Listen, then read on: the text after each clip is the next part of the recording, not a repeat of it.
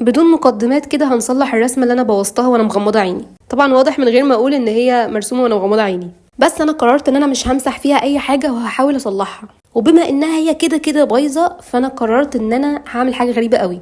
هحط كل الالوان اللي عندي من غير ما احط اي لون بشره، يعني هختار الوان عشوائيه. واهم حاجه في التحدي ده ان الالوان ما تكونش ليها علاقه ببعض خالص. انا برسم النهارده على سكتش بوك من سكيم، وهو انسب حاجه لالوان الخشب لانه ناعم جدا.